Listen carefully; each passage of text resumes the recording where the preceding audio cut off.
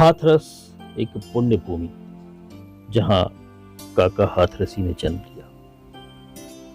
लोग इसे हास्य और विनोद की तीर्थस्थली के रूप में याद रखते हैं। काका हाथरसी जैसे मूर्धन्य साहित्यकार ने इस गांव का नाम भारतीय साहित्य के आकाश पर स्वर्णाक्षरों में अंकित किया था। आज ये जगह अशांत है, भयभीत है। अपमान की आग में जलती हुई ये पुण्य धरा आज करुणा का धाम बन चुकी है। न्याय पाने की आस में बैठे हाथरस की उस लड़की के परिवार की न्याय की उम्मीदें भी अब धुंधली पड़ चुकी है। गांव छावनी में तब्दील हो चुका है। किसी को भी वहां जाने की इजाजत नहीं है। न पत्रकार, न नेता, न रिश्तेदार, कोई भी इस परिवार से मिलने नहीं जा सकता। शासन और प्रशासन दोनों ही वहां दबंगों की भूमिका में आ गए हैं। अखबारों और टीवी चैनल्स पर यह दृश्य देखकर यही लगता है कि लोग भी न जाने क्या सोचकर, किस उम्मीद और किस विश्वास की बुनियाद पर एक पार्टी को सरकार बनाने के काबिल बना देते हैं। एक सन्यासी मुख्यमंत्री बन जाता है।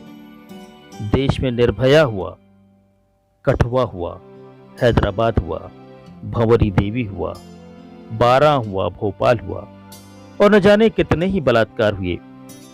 बच्चियों से लेकर युवतियों तक कोई भी सुरक्षित नहीं। पुलिस थानों में बलात्कार हो जाते हैं। कुलदीप सिंह सेंगर हो, आशाराम बापू हो, नारायण साईं हो, चाहे बाबा राम रहीम हो, सभी ने भरोसा तोड़ा है। और सरकार, शासन, प्रशासन, नेता, अभिनेता, संत, अब किसी का भी चरित्र विश्वसनीय नहीं है। अब हम एक संवेदनहीन समाज और देश का ही हिस्सा है। आत्ममुग्ध सरकारें विज्ञापन देकर, अपनी उपलब्धियां बताकर टीवी चैनल्स, अखबारों और ट्विटर्स पर छा जाएंगी। पार्टी प्रवक्ताओं के आंसू महत्वपूर्ण हो जाएंगे। आईजी, डीजीपी, एसपी, आईएएस महज बेचारे और लाचारों की भूमिका में नजर आएंगे। नेताओं के बयानों में संवेदना डूब कर मर जाएगी। कुल मिलाकर तस्वीर जैसी थी, जैसी है, वैसी ही रहेगी। बदलेंगे तो सिर्फ नेताओं के चेहरे बदलेंगे, सरकारें बदलेंगी।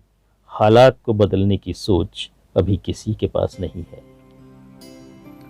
हाथरस की त्रासदी पर अपनी संवेदना व्यक्त करते हुए डॉक्टर M.K. मजूमदार कहते हैं,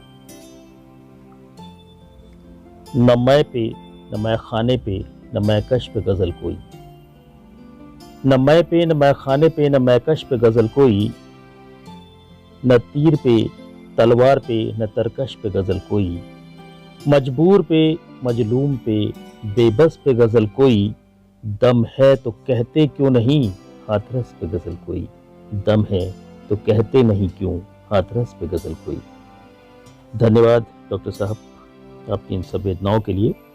और साथियों, एक छोटी सी रचना इस दुख भरे माहौल पर अपनी संवेदनाएं प्रकट करते हुए मैं आपके समक्ष रखना चाहता हूं। इस बाज समय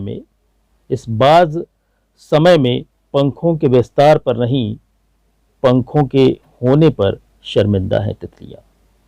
इस बाज समय में पंखों के विस्तार पर नहीं, पंखों के होने पर शर्मिंदा है तितलियां। अभी लिपटी है पंखुड़ियां फूलों की, अभी भयभीत है कलियां अपने फूल होने से। अभी लिपटी हैं पंखुड़ियां फूलों की, अभी भयभीत है कलियां अपने फूल होने से। अभी रूठा है खुशबुओं का भीनापन, अभी रूठा है खुशबुओं का भीनापन। अभी तल्ख है मिजाज मौसम का, अभी तल्ख है मिजाज मौसम का। ख्वाहिशें जीने की कुछ कम हुई हैं, खुश थीं जो आंखें अब नम हुई हैं। उम्मीदों के बांध कई टूटे हैं भर भरा कर। 21वीं सदी के सारे ख्वाब जैसे लूट लिए बर्बरता ने। 21वीं सदी के सारे ख्वाब जैसे लूट लिए बर्बरता ने। इंसानियत पर आखिर कैसा ये प्रहार हुआ है, इंसानियत पर आखिर कैसा ये प्रहार हुआ है। एक दुपट्टा, एक दुपट्टा, एक दुपट्टा फिर शर्मसार हुआ है। एक दुपट्टा फिर शर्मसार हुआ है। एक आबरू पे बलात्कार हुआ है। एक जिंदगी नोची गई है, बस नाखूनी विस्तार हुआ है, बस नाखूनी विस्तार हुआ है। इस भेड़िया समय में सहमी हैं, दुबकी हैं, तमाम मादाएं आज अपने अपने खोलों में, विनम्र श्रद्धांजलि उस पीड़िता को, उस पीड़िता के परिवार के लिए, और धिक्कार वहाँ के शासन और वहाँ के प्रशासन के लिए।